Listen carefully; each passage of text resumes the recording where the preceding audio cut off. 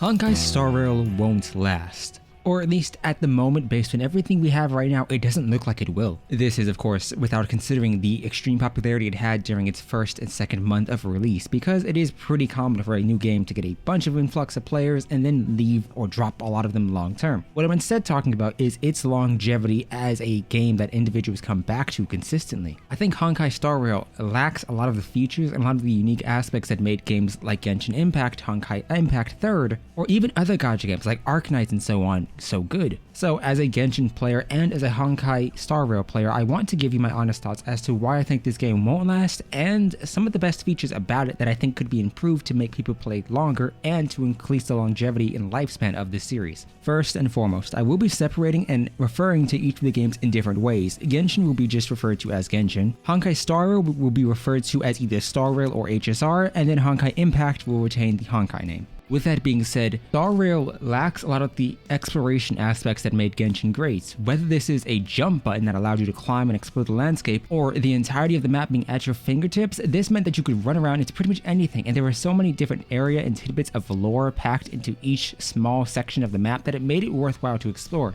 Especially just when the game had Mondstadt and Liyue. Then we got Dragonspine. Then we got the Chasm, Inazuma, Fontaine, which is next, and Konomiya. There were so many different areas, even excluding the Golden Apple Archipelago or these super limited summer areas, that it made it worthwhile just to explore. Now don't get me wrong, there were tedious aspects of it. Realistically speaking, you had the Oculi, which weren't really the best to get, at least after Inazuma, but the rewards you got from it made it worthwhile to just explore the game. If you're somebody who likes gacha-ing and somebody who is very aesthetically inclined to pull for characters and weapons, light cones don't mean anything in HSR the way that weapons do in Genshin.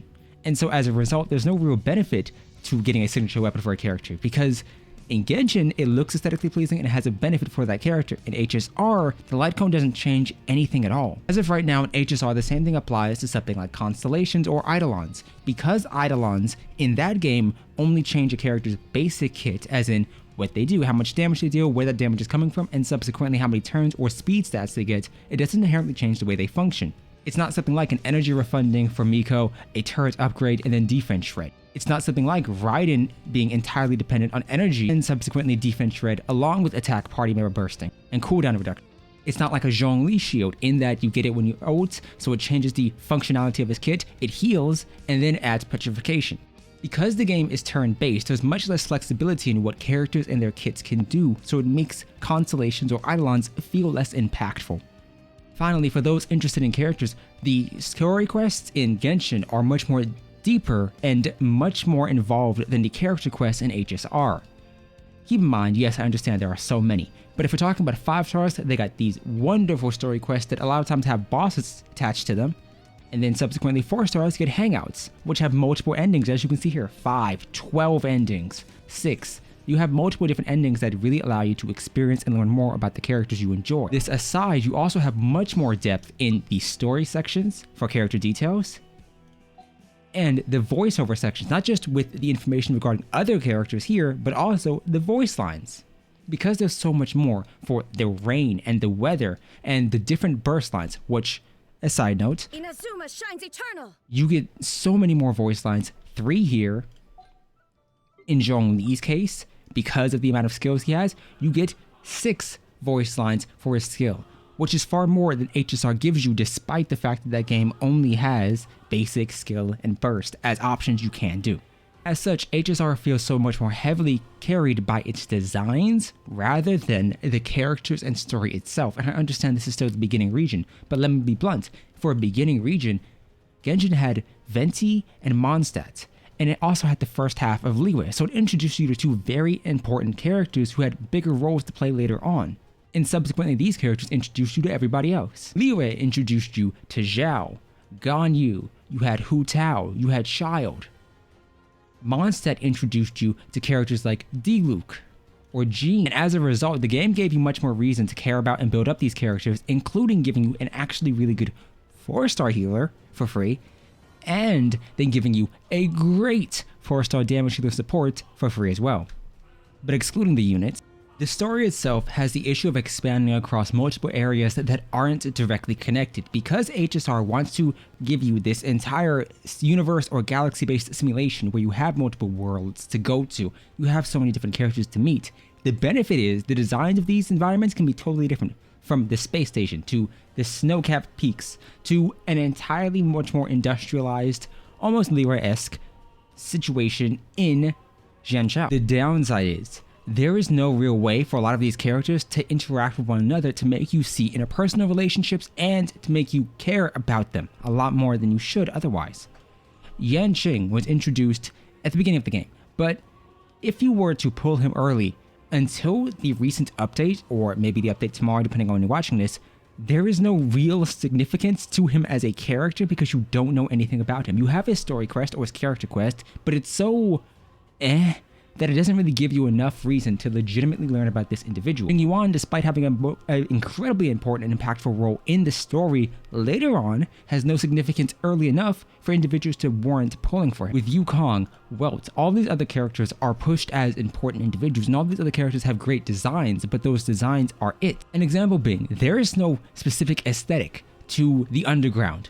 Hook and Zelie are two characters from the exact same environment that have totally different design philosophy. Yanqing, Yukong, Jingyuan, Bailu are all from the same area, and while to a degree some of their designs do share similarities, it's not enough to where you can while their designs do share similarities, it's not enough to where you can initially point them out and say, oh, that makes sense, or oh, they're from this area. Subsequently, if we're looking at the characters themselves because you want story and voice lines, these story sections aren't really enough to inform me about a character. And these voice lines are so nothing a lot of times that you don't have anything to go off of. One of the worst examples, the most egregious examples I find of this is Silverwolf. I understand you could say she's a character who's going to have much more significance later on, but the problem is there's no depth to any of these answers, so you don't learn enough about the character you have or about why you should care about them later on. Just always carried solely by not only its designs and the premise of it, but also the connection to the Honkai Impact name, which has so much good faith and goodwill built upon it that a lot of individuals were willing to give this a shot. Next is designs, and not necessarily the base designs of the characters, but the alts of them. The issue is with alts, you have to give characters and players specifically enough time to care about a character first to then care about their alternate outfits or their alternate self. Individuals like Zhan Heng have not been built up enough for an alt design to be worthy of being released, and subsequently have also not been explored enough for characters and individual players to care about them. What can you tell me about this version of Dan Heng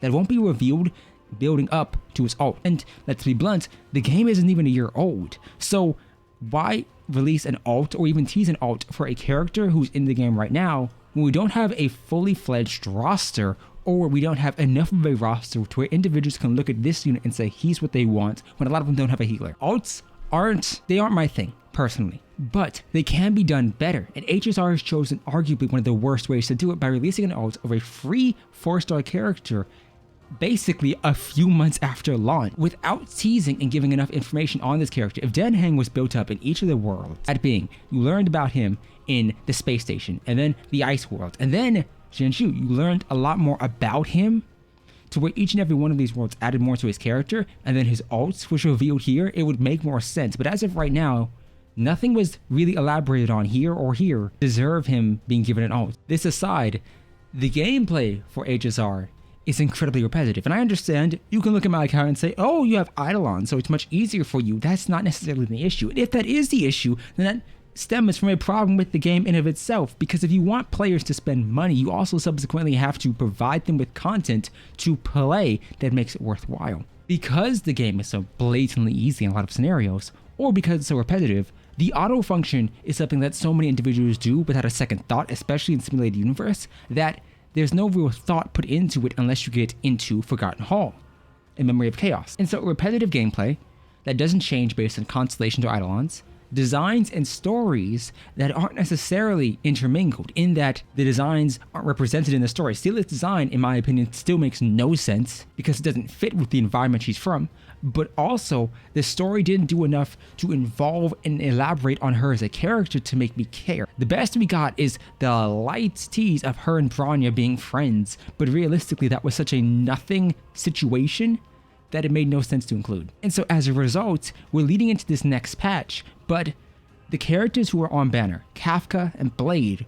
also have been built up enough and are subsequently so minimally involved as individual characters that it makes no sense to pull for them on personality when the designs is all that's there. I think HSR has a good premise. I think the gameplay can be good if you actually invest time into it, but I think as of right now, they built up no foundation to where individuals have a reason to come back to it. Let's be honest here. If you do Simulated Universe and you aren't under-leveled, it's pretty boring. Forgotten Hall is difficult, sure, but that's a given. So the issue isn't necessarily that there's nothing to do. The issue is that nothing that is available to do is worthwhile activity where you would want to. Why would you explore when, for the most part, exploration boils down to going to a region and then finding the chests in this set area?